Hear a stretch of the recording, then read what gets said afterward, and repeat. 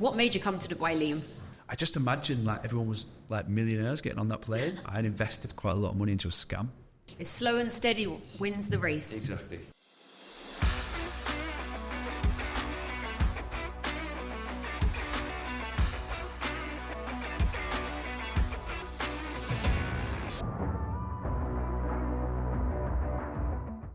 Hey everyone, and welcome to the latest episode of Talking Dubai Property. Today, I am absolutely delighted to be joined by a good friend and someone who I hold in a very high professional regard, Mr. Liam Jeffrey. So, hi. Hi everyone, good to be here. Good. That was a nice intro. Thanks. I practiced. Yeah. Liam, for people that don't know you, which I'm sure most of you already do, for those who do not know you, please introduce yourself.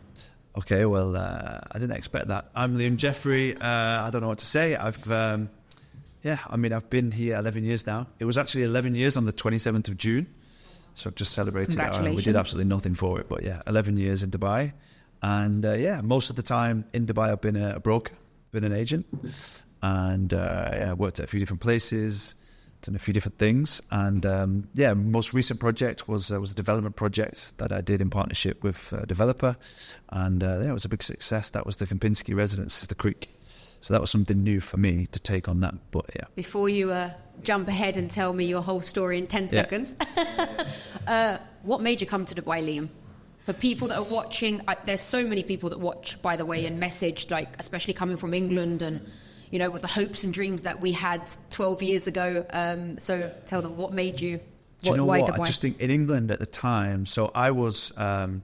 interested involved in sports. That was my background. I didn't really have any interest in business or career paths when I was at school. Didn't really have a vision apart from just wanting to play sports and compete. I was very competitive, and I got hooked. Lots of different sports, boxing, football, but golf really was something that I just got the bug for quite late. I would say 15. I was like year 10 at school, 15, sort of year 9, year 10. I got hooked on golf because I really liked the fact that when I started, I was terrible, like everybody is. But then if I could just go away and practice on my own, and I could get better. And then I realised the more I practiced, the more I could beat my friends. So I really liked golf, got quite good at golf. And then, got to sort of 19, 20, had some injuries, just wanted to play golf, like nothing really else. I went to university and literally just... Didn't want to study. I remember going for my first exam, I think it was economics, and I sat down for, did half an hour in the exam. I just thought... I've been playing golf every day and I've been practicing. I don't know any of the questions. And I just quit university and went to play golf. And, I think starting at 15, you've got to be like exceptional. You've just, to make it as a player, you've just got to have something really special. Were you hoping to go pro? Yeah, that was always what I wanted to do. Nice. So I was like scratch, and I won a few small things. But I think naturally what happens is people get into teaching. So that was what I looked at doing. So I thought I'd be a PGA professional and teach.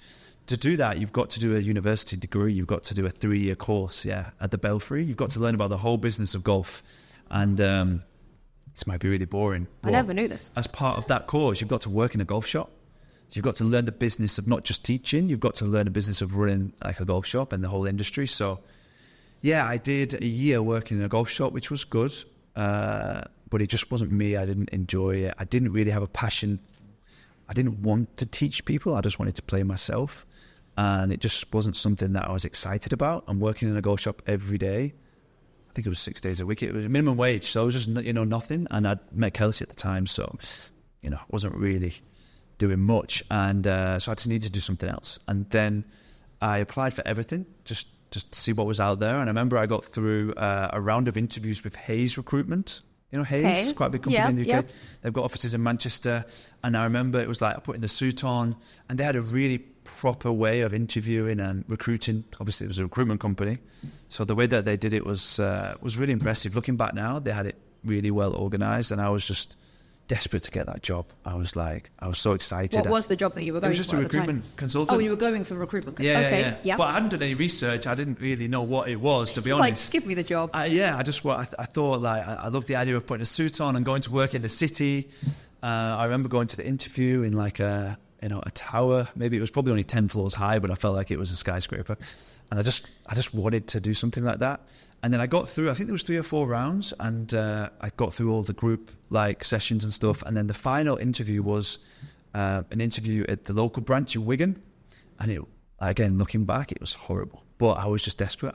It was an awful office. It was like there was no light. It was dark. It was in Wigan, which obviously is not great in itself.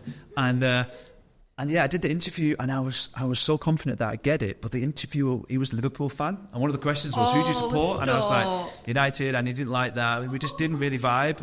And then he said, "Are you? Do you have any brothers or sisters?" And I said, "Yeah, I'm the eldest son. I've got a brother and a sister." He said, "Are you competitive with your brother?" And I was like, "Not really. No. Well, I'm more supportive." Looking back, I was super competitive. I never let him beat me in anything. But I think at that point, I was more like, we were growing up, do you know what I mean? Yeah. So I was like, more supportive. And he really didn't, it was like, what, you're not competitive with your brother? And I was like, not really. And it was just a weird interview. Anyway, they called me, I was in the golf shop, and I thought I'd got the interview still. I even asked them, I was like, can you show me around the office? And it was just like a small room. And I was like, and when the woman called me and said, "Oh, unfortunately, you've not got the position," it killed me. I was like, honestly, I was so depressed. It's like, getting up in the rain, I just thought, but it was the best thing that ever happened to me, because imagine if I'd have got that job, like none of this would happen. I'd have probably still been in Wigan, maybe. I don't know. I think I would have done something, because I've always got a passion to do more, but I would have, it would have been a completely different story. So then, that was a bit of a long-tailed answer. No, it's nice. I've never heard that story before. Yeah, It's nice to hear. And then Dubai, just so randomly, I just kept putting my CV out, and randomly a company for a financial services company, probably Devere or something, I got an interview from them, and I'd never even thought about Dubai. And they asked me to do an interview in London on like a Friday, and it was a Tuesday, so it was just too short notice. I couldn't make it. I don't think I'd even ever been to London at this point. So, but then I thought, wow, Dubai, that's like, why not? Do you know what I mean? And we always used to go to Manchester Airport on my days off, like on a nice day, and you'd watch the planes go in. It was like pretty boring to think of, but it was something. There's nothing much to do in Wigan, to be honest. Clearly so not, we drive Liam. to Manchester and just watch and I remember seeing the A380 leave to Dubai. This and I is was like, hilarious, like an I'm not aeroplane spotter. I'm not a plane spotter, but it was just something to do. There wasn't many options, especially when you've got no money as well. So Most people are at like the pub. Yeah, I know. Liam's at the airport. Yeah, exactly. And so I remember seeing the A380 and thinking, wow, just imagine being on that plane. I just imagined like everyone was like millionaires getting on that plane. And I was like, wow. And then it kind of coincided with getting this opportunity for the financial services company. And then, and then I put my CV out to Dubai. I missed that interview, but I put my CV out to Dubai. And that's when a company called Smith & Ken, Smith & Ken, they reached out. And they've reached out to me as well. Lucky I didn't end up there. there. They didn't reach out. I kind of reached out to them. And I didn't even think about, that was it. I was just one interview. What year? 2012? 13, yeah. So I remember... God, we were so close, like in the time that we joined. And I was meant to join Smith & Ken as well. Oh, really? And I didn't join. You didn't join? Luckily, they shut down. Luckily, but yeah, I mean, so it was interesting. But at Smith & Ken, they had a really good, again, like having no experience of a proper job, apart from working in a golf shop. I was really impressed by all the... the cars impressed me. The Mini Coopers they used to have with the branded. On YouTube, if you typed in Dubai, there was nothing. There was about 5 videos, and I think all of them were Ben Smith showing people around the office, and they had these incentives, and I could see people doing well, and you speak to the lady on the phone. She was British. She was really professional, and I was like, I was just so excited. To be honest, at that point, I would have done anything. Yeah. To a degree. Me too. To get out. I would have worked in McDonald's. Yeah, exactly. Just to get out of England. Yeah. I didn't even know what Dubai was. I'd never even been. I never even knew anyone that had been before. I didn't know anything about it.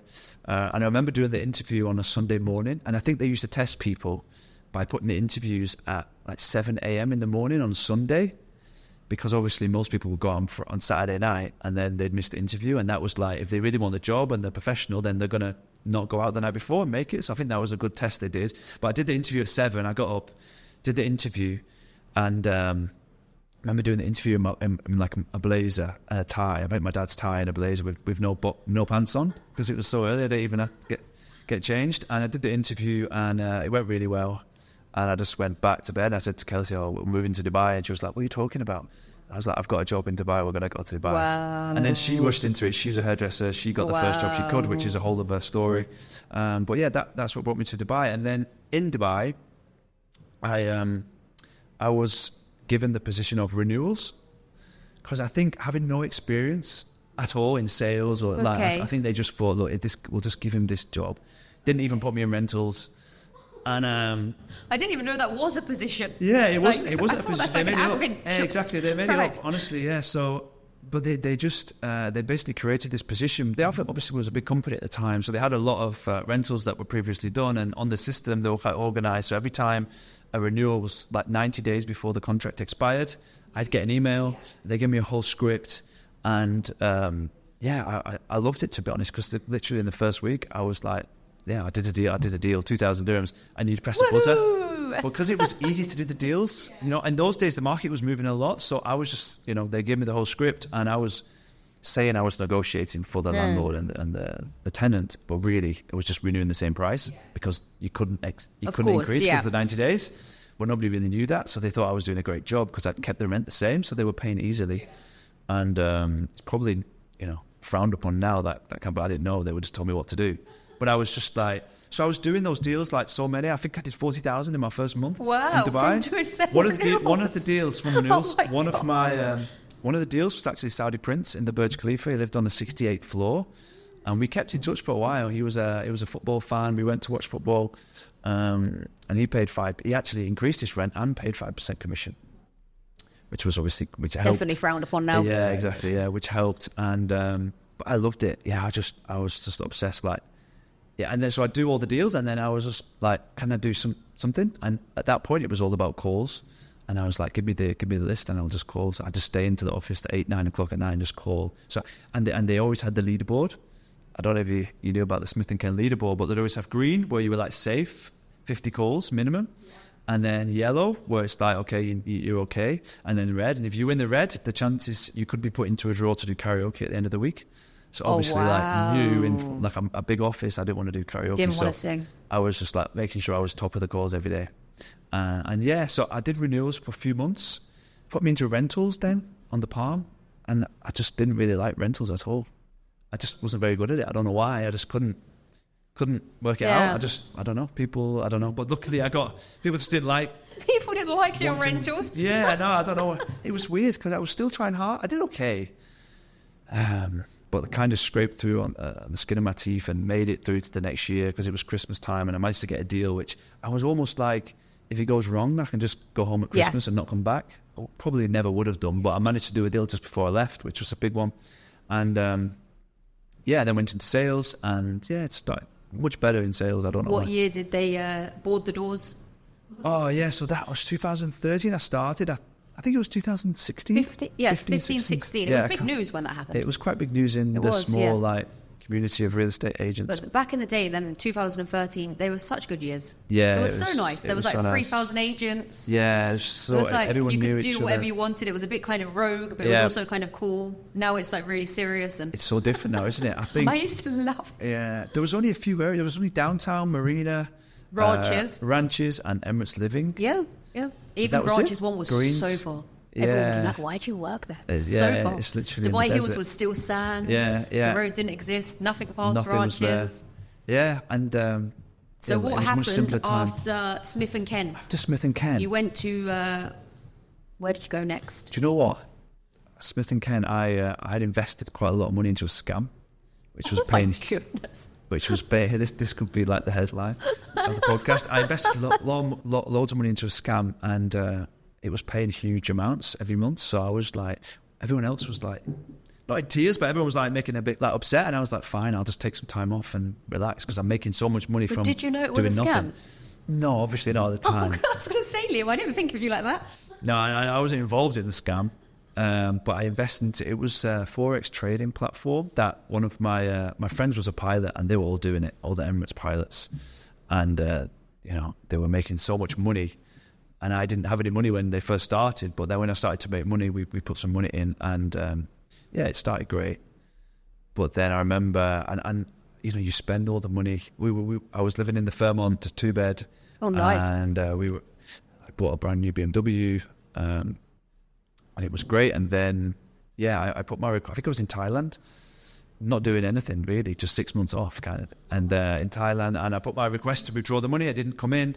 No. And then, yeah, so that was pretty hard because, yeah, obviously like go from amazing money, like for me at that time, to just like overnight coming to the realization that it's quick over money and never, it's all gone. No, never exactly. lasts. It's not. Exactly. It's slow and steady wins the race. Exactly. It's, Yeah. Which I obviously know now. But yeah, that was so. But that's so I like did a that good for, test for you, though, from the universe to send you that test to show you like what your values really are in your life and how you want to build. Yeah, 100%. And obviously learned a lot from that. I didn't really tell too many people, so I couldn't Well, really you're telling talk. everyone now. Yeah. Well, it's done now. But at the time, I didn't really tell.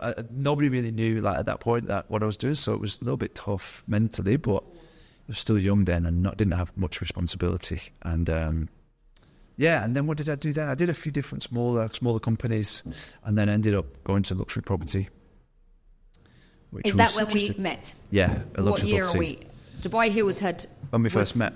What was it? 2017, 18? Yeah, I would say 17, Please 18. tell a story, Liam, about how we met back in 2017. Well, was do a you know, tough cookie. So this is what happened now. So I really was doing off-plan. So in those days, you could do off-plan deals by listing on Property Finder. If you were really quick at getting like the new information about the launch, you could put it on Property Finder and actually get leads for off-plan. Imagine, yeah. So I was doing a few deals on off-plan, which was great. But that source of leads was kind of drying up. It was getting more competitive. But obviously, I'd done quite a lot in Dubai Hills off-plan. I say quite a lot. I'd done all over Dubai, like off-plan. But I realised that Dubai Hills had something special, and I was like, okay, this is where I should probably try and focus on. Because at the company I went to, I just wasn't getting any leads for off-plan, which off-plan's great. I love off-plan. If you can do off-plan as an agent, I think it's the dream. You've only got to really work on one side. Yeah. The commission's bigger. It's just a much easier sale, but you need constant flow of clients, and I just wasn't getting any. They didn't even have a database. They had literally no CRM, nothing. So I was like, how am I going to like make money? Yeah. Do you know what I mean? Obviously, secondary, you can kind of control your income, because if you can get listings, then that's your shop front, right? So you're always going to be able to do business. But again, I didn't really have any listings. I had a few, but I just, you can't just get them from nothing. You need someone to have them, right? Which you had. And after lots of attempts to try, I remember somebody who worked at Smith & Ken knew you, and they were like, oh yeah, I got on well with him. And he was like, I was like, can you speak to Jade? Because she's not getting back to me. No, you did say, I remember once you said, I'll get back, I'll send you a form. Because the reason why, because you were so nice, but I didn't want to work with agents. Yeah. I was one of the only agents in Dubai but you Hills. didn't need to, because you had and like the your own clients business. were, when I say I was closing, obviously you ended up closing with me, but at the time, 4 maples a week, 4 Sidras a week. It was unbelievable from a map with, no viewings. It was the dream boat time. It was incredible. So agents were bombarding me. You were the only agent that called me that I didn't want to be like, just like so straight with. So I was like, no, like let me send. So like, you let's just see. ignored. So I was ignoring, and then you sent me a massive email. Did I? I don't remember that. Yeah, you sent me an email. So I like looked, and then it's like about the client that I had. It's not a joke. I've got like 2 really serious clients. Yeah. So then I remember. You got the email? I remember. Probably, I can I thought you were probably getting- find it. I thought that's can what you you do. imagine? Dear Jade, I know you're ignoring me. Please, I've got real clients. I remember calling you and saying, okay, if your clients are real, bring them now to the office. You turned up with 2 clients in my office, and I was like, is he going that far to cheat me? Yeah, exactly. With these, so I remember bringing out the maps, but telling them the wrong villa. Yeah. And they were was it the wrong villa? all the pins are in them, but they were all like 2 down. Okay, like, okay. None of them were, and then they were all like, okay, we'll take this one, And I was like, okay, but by the way, I've got to tell you that it's actually 2 villas. Yeah. And that was it. God, we closed so many deals together, didn't we? Yeah, it was really good times So then. many we closed. Yeah. Mainly Sidra. Mainly Sidra, some Maple, I think. God, we did so many. Yeah, deals. Sidra and But Maple. at the time, Sidra was like, free bed was 2.9. I know. And I remember so many people, like you were saying, Manchester's far away. I remember a few times was amazing time. I'd meet clients in Marina, where our office was, and I'd drive them, we'd be driving together to Dubai Hills, and they'd be like, it's too far out. Let's just go back. Like, let's just turn around. Dubai Hills, can you imagine? Now it's not even, like too far out. I remember getting stuck in the sand in the middle of like Sidra when it was half built, client had a Mercedes. She thought she could just get through. It was like a convertible in Dubai summer. Try and break into the construction in Maple. Yeah. And it's like, oh my God, it's so small. But people were just coming like, oh my, but the prices were crazy. So the original prices were like, 2.5, and they were trading for like 1.8. Yeah. But you know what? I always say this. I don't think many people were like smart investors. There was maybe a few, but most of them just like the location because they might have worked in downtown and between downtown. There was a lot of end users. And they just wanted to live there. So they didn't think they were getting a great deal. They actually thought, I'm probably going to lose money on this, but I want to live there anyway. Do you remember that there were so many deals that we did in the space of these, God, about 6 months to a year? You were constantly, it was like anything at that point in time. It was like, yeah, just take the unit. And the data didn't flood into the market. It was like the dream days. Do you remember that deal we did with the lady that wouldn't meet us? And then she drove her car outside the office and put the window down. Yeah, we had to put the paperwork I had to go to Alain. We had to put the Range Rover and they just rolled the window down. Like, we never even met her. We couldn't get away with that with AML now. No, we'd need a KYC. She came to the transfer and stayed in the car park the whole time. Didn't even come up. And the trustee office had to go down. Shout out to the buyer for going down for us. That was mad. Like, honestly, how unbelievable was that? Yeah, I remember driving to Alain for that deal at 11 p.m. on a Saturday night, which is like Sunday now. Yeah, crazy times. God, it was. I really love that market just before handover, when it's secondary market, but it hasn't handed over, so there's no viewings. It's in the office. It's closing over the phone. Yeah. That's my favourite. But we get a lot of clients come back now from those days. They're really happy. Lots in Maple and Sidra that will come back and say, "Are you still active?" And then I obviously hand it out to the team. Yeah. Are you not doing any deals anymore, like direct? I am, but you're just choosing the big easy ones. It really, like, I prefer my clients from the past that know me, that know how I work, and it's like I know what they're looking for, and I can work with them. And the bigger stuff, like golf place, like that kind of. It's not about minimum. No, I don't like even ranches if something good came up, but you times change. The bug diminishes. As it did for you. When you came to me was like, I'm coming out of the secondary market. I was like, no, damn. Yeah. Well, when I was doing when I was opening the brokerage, yeah, I know. I just could never personally. Like, I loved it, and I do miss some aspects of being like an all-out agent, for sure. But yeah, you do kind of change your ideas of what you want to do. It's a natural progression, I think. Also, some people it is. Some people just do the same thing. I mean, some people do really well doing the same area for like 20 years. I just couldn't do it. I'm still doing the same area since 2017. Before that, 5 years in Ranches 1. But now, I said a lot more hands-on with the team. So I would much rather have a client or have a listing like now. Touch wood, me and Ahlam are closing a golf place today, and like it's my client, but I would much rather give her the client and let her, work on the deal together and share the deal rather than, it makes sense. Keep it for myself. It's nice to, and it keeps the team like, there's 100% teamwork inside and yeah. Oh, that's really good. So, what year did you stop being an agent? 21. 2021. Yeah, I did a big deal in 21. And you did the Hills. The Hills Grove. The Hills Grove, yeah. Which was a record at the time, and then within about a few weeks, it was like nothing. Even when I did the Hills View, I was like, yes, I've set a record. And then 2 weeks later, I was like, it's so embarrassing. It's not a record anymore. And now it's like double. Yeah, maybe even more. It's mental. So yeah, I did the big deal, went on holiday, and then started to plan. I just went on holiday. I went to spend all the money. Yeah, that went quick. And then. No, I think I was pretty sensible, to be honest. I think you were sensible this time. You've done the BMW days. Yeah, those days were gone. 100%. And then, but I'd always wanted, like I said, I'd always had ideas, and I could kind of see what I wanted to do and be different. So, there was a couple of guys that had similar kind of ideas, and we planned to do our own brokerage for quite a long time. And, during that time of planning to open the brokerage, we were quite far down the plans. It wasn't just an idea. I think we got a name. We'd looked at offices. An old contact of mine that I met in 2017 who had done his own project. And he was really impressive, young guy that was trying to do things a bit differently. And I always kept in touch and always got on really well with him. And he said, look, I knew we had another project in the pipeline, a big one. And but I didn't know anything about it. I hadn't spoken to him for ages. He said, can we get a coffee? And he said, look, I'm ready to go ahead with this project now. We're getting a brand. I'm signing a big brand. what's your plans? And I was like, this couldn't be a worse time. I'm literally about to go and open my own brokerage. But I didn't want to lose this opportunity. So looking back, I don't know if it was the right thing or the wrong thing, but I was desperate to keep hold of the project because I wanted to do that. I wanted to do something different and learn something else rather than just the same day in, day out conversations, which I've had since 2013 because it's always the same conversation. That's the thing with the markets, 100%. up or down.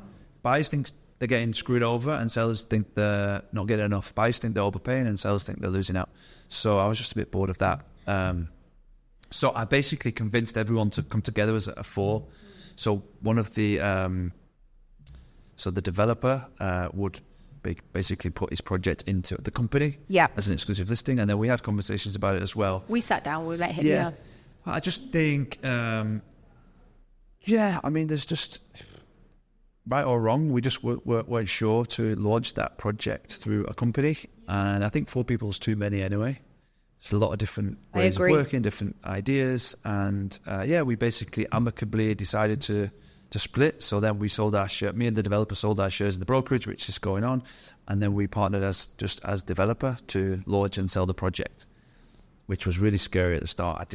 I know. I was scared for you. Do you remember? I know. I was on the phone to you. I was like, how are you? Yeah, you were just telling me. I was worried. I was like, these prices are so high, Liam. And then we increased them so much more. I was like, I'm not sure about the location. I was like petrified. I know. I was like, are you sure you do the right thing? Yeah, he was like, you need a post handover. I was like, so scared for you, but fair play. You stuck with it. Yeah, 100%. And you sold out. And it was a massive success. So what was the project? It was the Kempinski Residence, the Creek.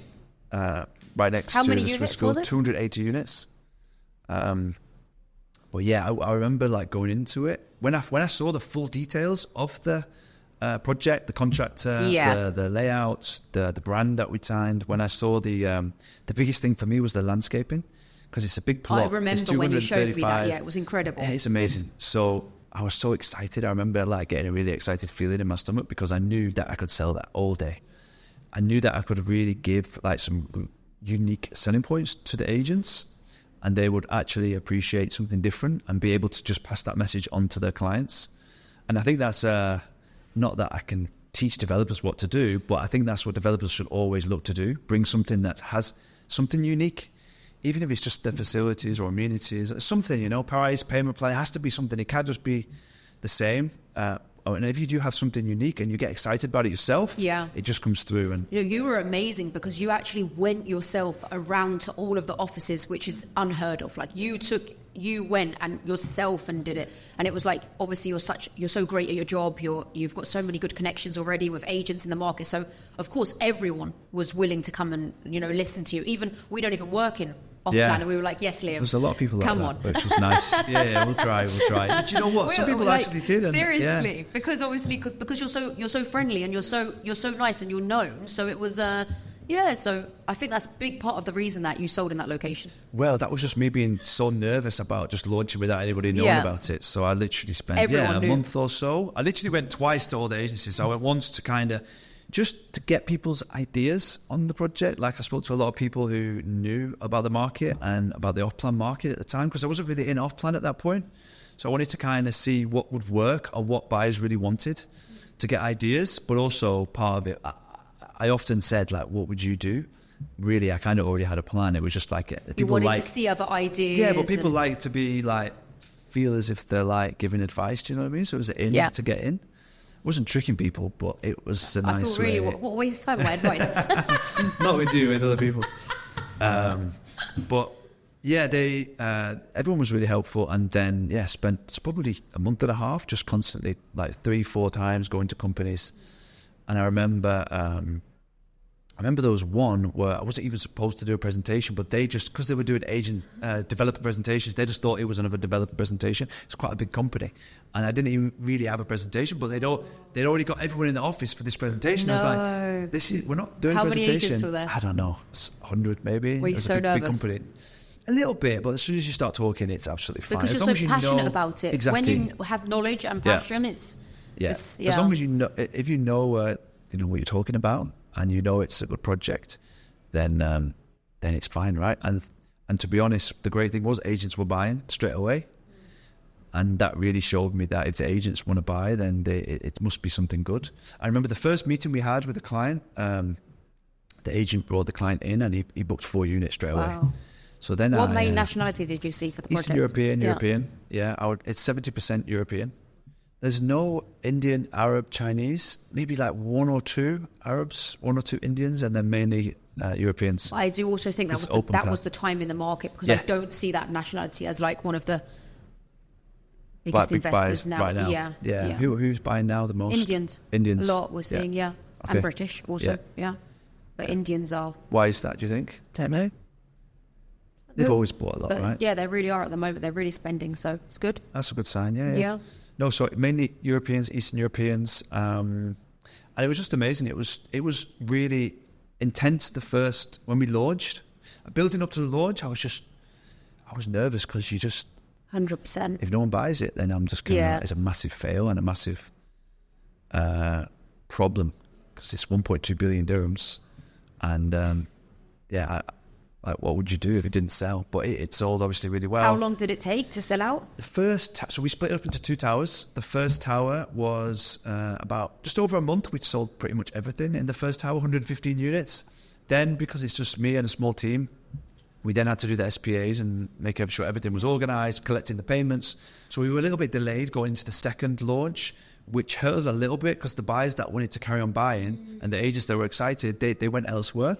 So we probably after 2 or 3 months, we launched the next tower. And I remember the second tower, we sold 40 units on the first day. Wow. Which was amazing. Which was great. Yeah. But there was a lot of late nights, doing the booking forms and reservations and everything. But yeah, it was an amazing lesson. It still is, because I'm still dealing with the whole project. We're choosing the gym equipment at the minute. It's going to be one of the best gyms in Dubai.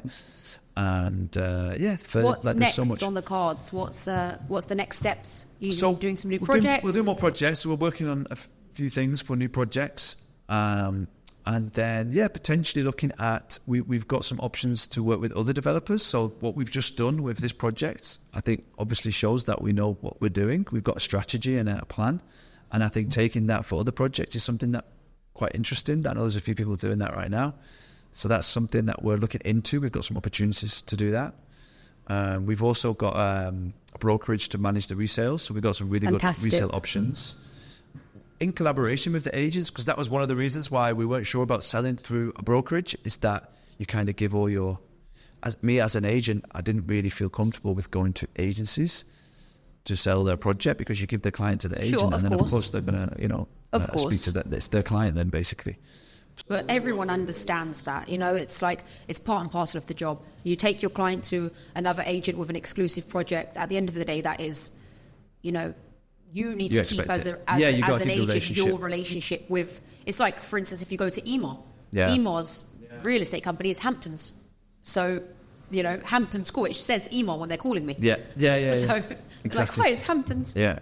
Is it owned by Emaar? What was it like? It's their real estate company, right? Okay. I don't know. I don't know if we can talk about that. I don't know, Liam. But we'll get into trouble. It's all in the but they've always been close, kind of. Yeah. So I mean, look, it's even if you went and took a client to Emaar tomorrow, they are going to send direct to your client on the next launch their stuff. So there was to stop that client going back. Exactly. Nothing. You have to keep your relationship. Yeah. Relationship is everything. Yeah.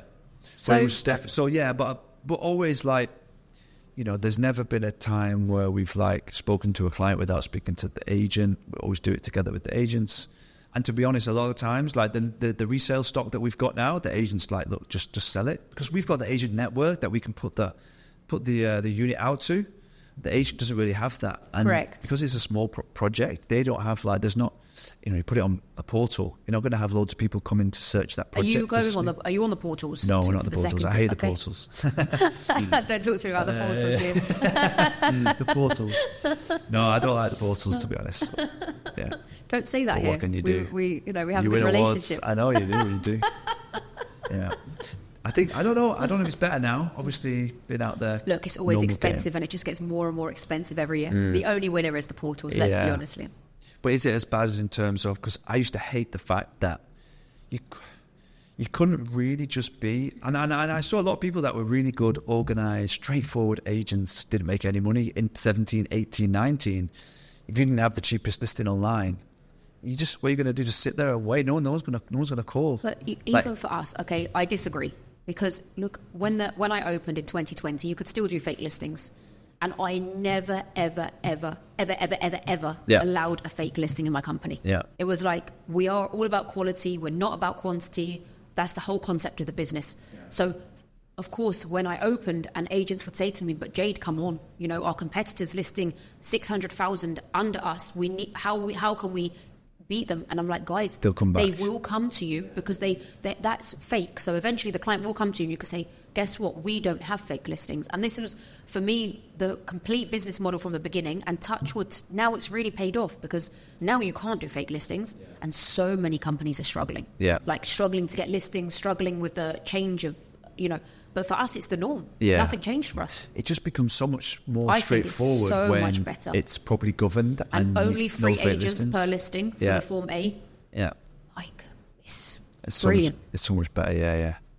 It is. The portals, of course, they're, expensive and... Because it used to be a terrible experience in the past for everyone. Like, no one was having a good experience. But what was fun, though, when we first started out in 13...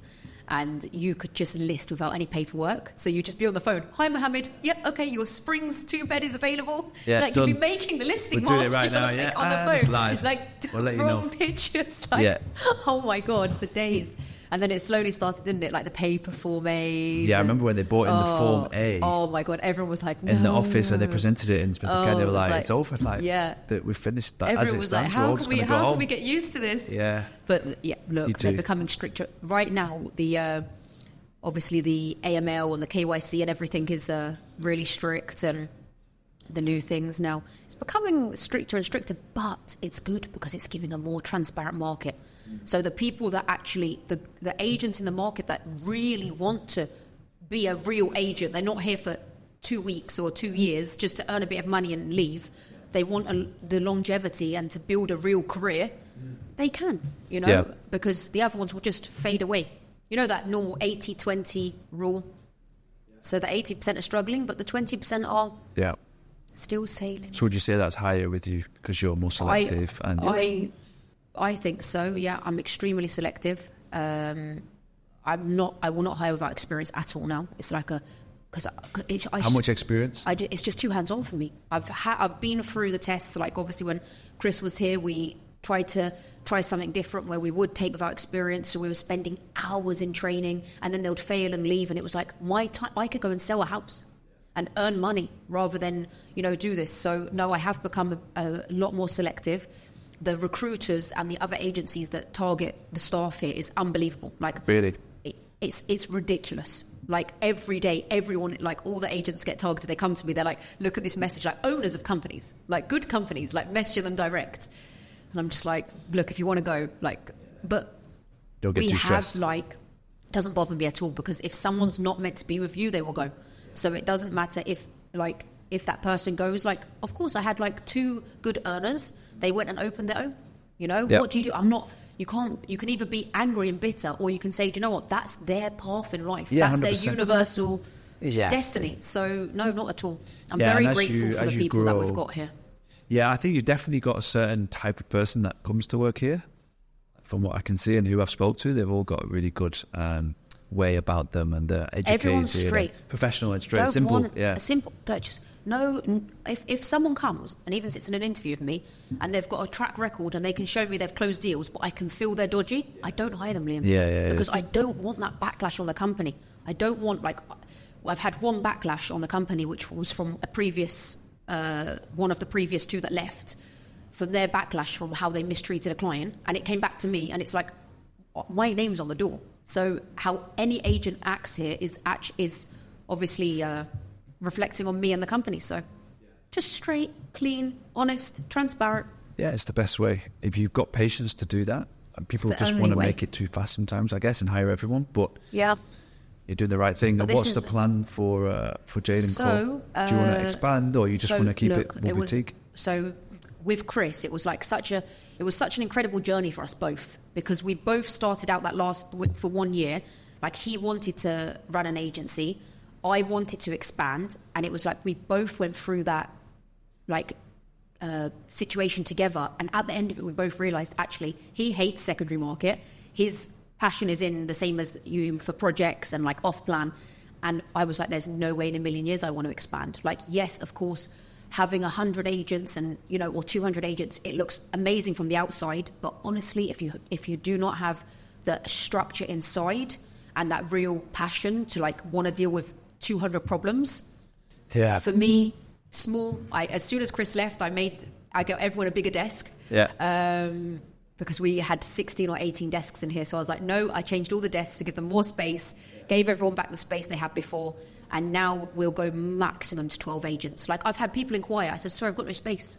It's really good, yeah. So that's it. That's unique. That's where I am. And that's it. And look, if one day everyone leaves the office and it's me again on my own, it's me again on my own. Yeah. You know, I've been there before, I've done it before. I'll sit there with my same admins here. Yeah. So that's good. She's on holiday right now, so our second admin just joined us. But that's it. How did you find the transition from being an agent to actually managing people? Because that's hard, I think. I'm still, Liam, I am still an agent. That's the funny thing. Like, I say it like, even today, it's been 4 years nearly. In September will be 4 years. I still do not believe that I'm anyone's boss or manager. I see it that I'm sitting in an office with 10 of my colleagues, and we sit there and they have a deal or a negotiation, and I'm like another ear. So I will speak to their clients and like, because that's my passion. That is where my passion is. So you could get on the calls with them? Of course. Yeah, I have no problem at all. If there's like a deal and they're like, let's speak to John. I'm like, hi, John. Like, that's what I love to do. That's my thing. Yeah. But don't talk to me about the viewing and how they wanted a bigger size garden. And no. Just keep showing them the houses. Bring me the juicy stuff. That's why I don't want to trade. I've never used a recruiter also. So I've never ever hired anyone through a recruiter. Everyone came from Instagram. I think it's the same sort of people that want that kind of, you know, we don't want to be micromanaged. Okay, let's all respect each other and let's come like by 9:30 in the morning. Let's all come out of respect, not because I'm micromanaging and telling you to be here. At the end of the day, you need to respect yourself enough. The same way you'd wake up and go to the gym in the morning and have your routine. That should be your own respect for yourself. And that's the people I want around me. I don't want people that, you know, are lazy or come because I don't want to surround myself with them kind of people. Yeah. So it's not about me micromanaging, or it's just a bunch of people on the same kind of level. And you should hear the horror stories from support staff. Like, they say they don't get paid. Like, I've had one lady that's just recently came for an interview, and she was saying like, some months I don't get paid till 15th of the month or the 10th of the month. It's like, how is that normal? How is that like? It's not right. For me, it's like there's a straight way, and that's it. So we do what we're doing out here. That's amazing. A lot of agents hate us because we say we don't work with agents, but it's not. It's not you understand? Yeah. I'm like, there are agents that we would work with, but when someone calls you and it's like, oh, can you just give us a tour of Dubai Hills? No, like, sorry, no, can't. It's got to be like ready to go, like. Yes, because otherwise you are just a tour guide. Yeah. And like agents that come to me and like, what? You just get so messy then, because 100%. Obviously you've got a listing, and then if something happens down the line and you've showed to and also messy. as well the cheating that goes on. What does an A to A really mean? Like, nothing. Like, if someone calls me and then their colleague goes and cheats me, what am I going to do? I'm going to call them and say, oh my God, you cheat. Like, no one's got time for it. Yeah. So you just don't want to be getting into those arguments. If someone decent calls and has a real client and, you know, then for sure. Yeah. So what's next?